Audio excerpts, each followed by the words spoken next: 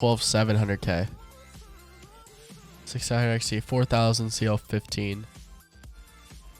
And I won. What was Cat Frame X talking about with the 5800 XT? Thank you, Lieutenant, though. Thank you.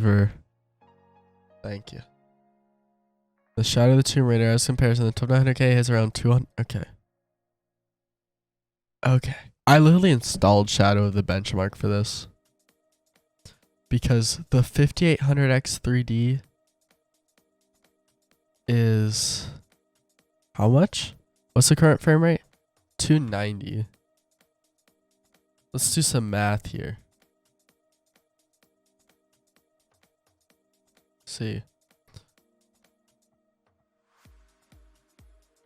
I don't know how to do math. 290 divided by 200. It's 45% faster. Something seems weird. Benchmark by Zanzo. Does this dude have anything? I see someone saying about the 5800. Yeah, the new 5800X 3D. Because people are saying it's really good, which I highly doubt. It's available for sale already? 5800X 3D. A master, okay. Huh, interesting. 2x8, 3200 CL14. I feel like that's just because it's like that's like the highest people think you need. Maybe something like that. What even is the CPU Z-score? So they didn't do any actual massive IPC improvements, which was expected because it's still the 5000 series. First results in gaming, okay. We have, in collaboration with Cat Frame X, an average of 10. Okay. Why is it important? We all know why you should do a 10. Why they're doing 720p, I hope. And that's just because 720p is all CPU, so they're not going to be like, wait, this is because you have this GPU.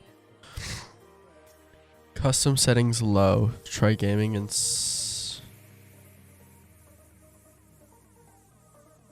where do they go actually to get this? It looks like it's a first look at what will be shown in our final review.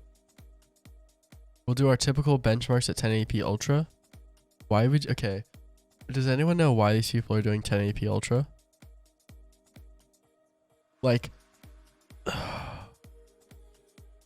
1080p Ultra doesn't do anything. The 5800X 3D does not bring any improvement in productivity to its predecessor, but could perhaps be the last gift to gamers given the final seal to the AM4. 5600X 3D would be dumb. Because AMD knows this, but 5600X is just for the budget gamers who just want to turn on PBO. We didn't even talk about the real reason why it's not going to win. You can't overclock it. Literally, you can't overclock this chip. That's a big deal. Like, imagine spending $450 on a locked CPU. Because you can get a 12900K for the same price and overclock it. I do wonder how many people will just buy like a 520 boards? But you can still, what can you do? You can overclock the RAM still. That's a big deal. The theory I do have though is it goes back to like the non-K overclocking on Intel. Just buy like a cheap board that can do as an external clock gen. I don't know exactly which ones those are. Probably it's like an ASRock. I feel like all ASRocks have external clock gens. Especially I know like before they like those are the boards that can do them. But you can literally just push your BCLK. You have to do it on a not a B550. You can't do it on X570. X570 you have to run like 103 is the max. So that's why you have to get a B550. Maybe like an ITX board. And then just max it out. That could be insane. Options. 1280 by 720. Lowest? Do they ever show what settings they are? If not, I'm literally just going to use lowest. Gaming. Oh.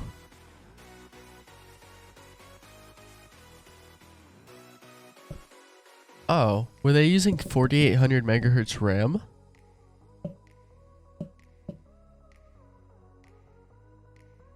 Okay. I'm going to be honest, just based off that. Does it... Okay. I want to just... Let's go right here, and I just want to see. Does it say what their 1200K bench is? Does it ever show it? Does he ever say at all what his 1200K bench is? Because I think he's the one. Because some people have asked, can JDEC DDR5 be faster than 3200 CL14? I'm sorry, but who is running 4800 megahertz DDR5? I don't want to listen to this person. Like, CatFrame X seemed like a pretty decent benchmarker until he released this. It's sad. I guess we're going to have to do what we have to do. Just run the benchmark. This is with hyper-threading on, by the way, which is a little bit slower in Shadow of the Tomb Raider. Just a little bit, though. So, in case you guys are interested in knowing that. Oh. I have my frame cap enabled. No, not AMD bug report. Graphics. I was playing Apex, so I had to cap my frames. We can play some Apex also later. But yes, hyper-threading on is much better for Shadow of the Tomb Raider. Oh, and look, 370, 380. Run this. Why didn't they run this benchmark either? This is the easiest benchmark to run. Why didn't they run this? If someone can explain that to me, I'd be very interested in knowing why. Because I feel like this is a good benchmark. It literally scales with anything. So it's going to show you which one is faster. It might not show up in other games, but it will show up in this. This is literally... This is the equivalent of like Cinebench for gamers. Because Cinebench, if you're using it to test stuff for games, you shouldn't be. Okay. And what do we get? 315. 12700K. 600 XT. 4000 CL15. And I won. I won, boys. Obviously, wait for actual benchmarks to release. But it's not gonna win. It's not gonna win.